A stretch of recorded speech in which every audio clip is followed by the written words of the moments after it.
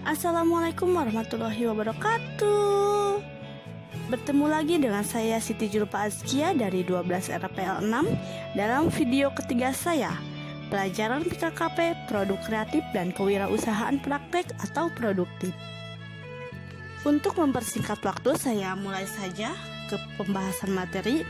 Di sini saya akan sedikit menjelaskan 6 metode pengembangan perangkat lunak yang paling populer atau yang umum digunakan. Materi yang pertama ada metode pengembangan software yang umum digunakan. Sekarang kita hidup di era digital di mana segala sesuatu dapat kendalikan hanya dengan menggunakan jari-jari kita. Semua ini dapat terjadi karena adanya metode pengembangan perangkat lunak yang berkembang pesat melebihi apa yang dapat kita bayangkan.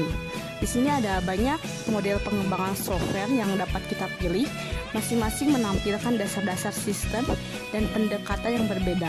Hal tersebut berpengaruh terhadap cara kerja dan proses pengaturannya terhadap proyek tertentu.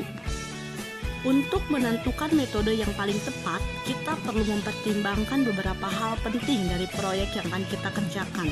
Tujuan akhir proyek, dana yang akan digunakan, tenggat waktu yang penyelesaian, tim yang terlibat, hingga pendapat dari pengguna adalah faktor yang perlu mendapat perhatian kesemuanya. Harus bekerja secara terpadu agar proyek bisa berhasil dengan pemilihan metode yang tepat. Di sini ada metode waterfall. Metode waterfall ini dikenal sebagai metode tradisional yang kini dianggap sudah kuno dan tidak fleksibel. Namun, kita perlu belajar banyak dari metode ini, karena metode ini merupakan dasar dari metode-metode baru yang muncul kemudian. Di sini di bawah ada gambar metode waterfall. Tahapan pertama ada tahap requirement analysis.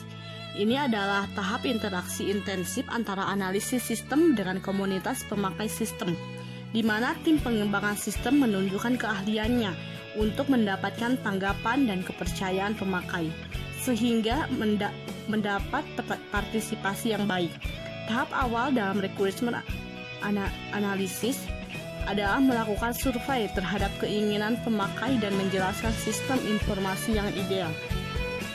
Artinya bahwa tidak ada sistem yang ideal, tidak ada sistem informasi yang sempurna, tetapi bersifat subjektif saja. Tahapan yang kedua ada desain. Proses ini akan berfokus pada pembangunan struktur data, arsitektur perangkat lunak, perancangan interface, perancangan fungsi internal dan eksternal, serta detail dari setiap algoritma prosedural. Dan tahapan yang ketiga ada development, yaitu mengembangkan fakta atau prinsip juga produk dari suatu pengetahuan yang sudah ada. Contohnya melalui penelitian ini tercipta teknologi baru yang akhirnya dikenal dengan R&D atau Research and Development. Yang keempat ada testing. Seluruh unit yang dikembangkan dalam tahap implementasi diintegrasikan ke dalam sistem setelah pengujian yang dilakukan masing-masing unit. Setelah integrasi, seluruh sistem diuji untuk mengecek setiap kegagalan maupun kesalahan.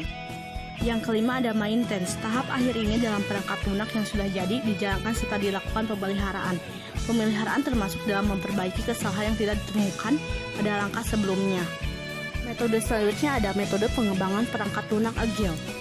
Metode pengembangan perangkat lunak agile ini muncul karena keinginan yang besar untuk dapat meninggalkan metode lama atau waterfall yang tidak fleksibel.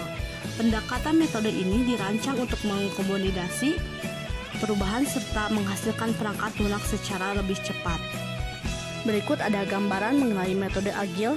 Pertama, lebih menghargai hubungan dan interaksi antar pribadi, tidak hanya mempedulikan sarana atau tools. Selanjutnya, menampilkan kerjasama dengan pengguna selama proses pengembangan berlangsung. 3. Memberi tanggapan terhadap munculnya perubahan, tidak hanya melalui mengikuti rencana yang sudah diterapkan.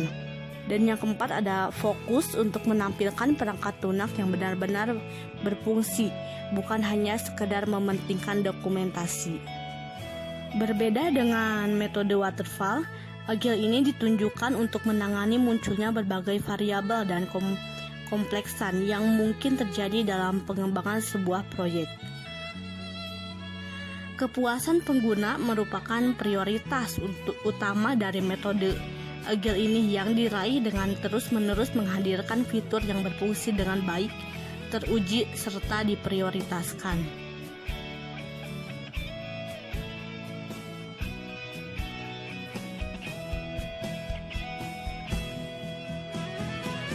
Materi selanjutnya ada metode pengembangan perangkat lunak Scrum. Metode Scrum pada dasarnya meminjam filosofi metode Agile dalam hal pengembang dan pengguna harus saling bekerja secara terus-menerus setiap hari. Cara kerjanya adalah dengan memecah tujuan akhir menjadi beberapa tujuan kecil pada awal proyek dan mengerjakan terlebih dahulu tujuan-tujuan kecil tersebut. Cara yang digunakan untuk mengerjakan tujuan kecil adalah dengan melakukan pengulangan kerja secara berskala dalam membuat software. Kemudian, sesering mungkin menampilkan hasilnya. Proses ini biasanya memakan waktu kurang lebih 2 minggu. Selama pelaksanaan pengulangan kerja, pengembang dan pengguna perlu melakukan banyak pertemuan guna menunjukkan hasil sementara dari proyek.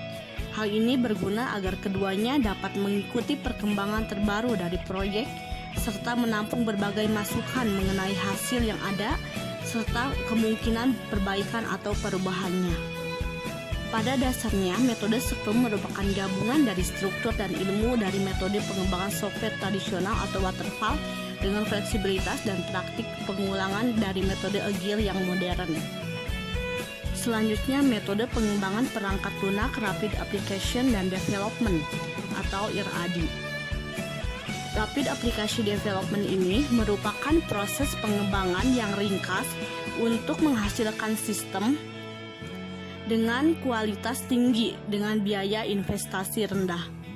Biaya pada metode ini dapat ditekan karena memiliki kemampuan untuk menyesuaikan diri dengan cepat.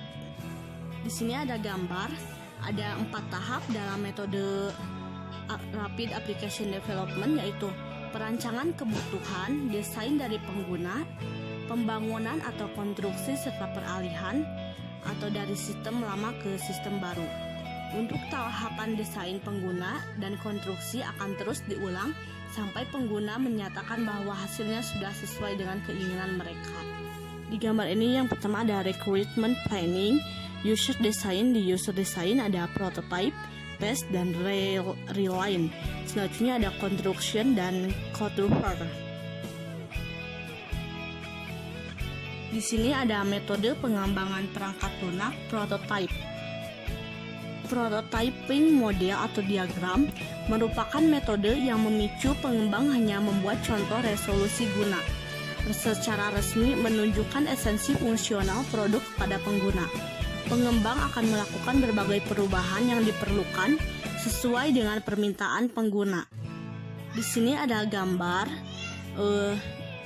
Gambar ini start pada communication, kemudian maju ke quick planning, langsung ke modeling quick design, selanjutnya ke construction of prototype, dan yang terakhir pada tahap development, delivery, and feedback. Setelah sampel di sini disepakati pada gambar, pengembangan baru akan membuat produk aslinya sebagai hasil dari proyek. Metode prototype memiliki tendensi untuk dapat menyelesaikan beragam masalah yang terjadi di metode waterfall. Selanjutnya ada metode pengembangan perangkat lunak DevOps.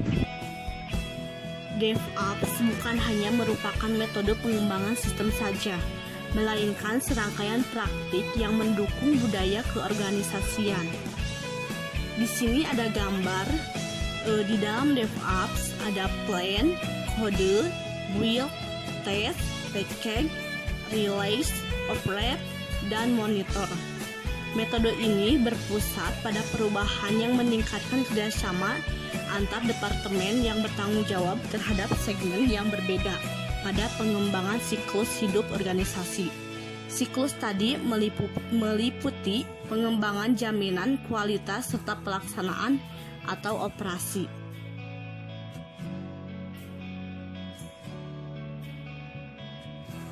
Dari keenam metode yang telah saya bahas, itu merupakan metode populer yang sering digunakan dan menjadi yang terbaik pada situasi dan kondisi tertentu.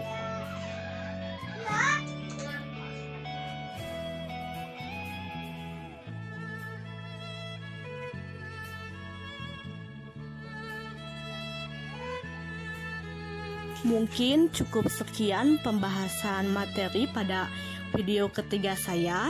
Mohon maaf bila banyak kekurangan. Wabillahi taufiq wal hidayah. Wassalamualaikum warahmatullahi wabarakatuh.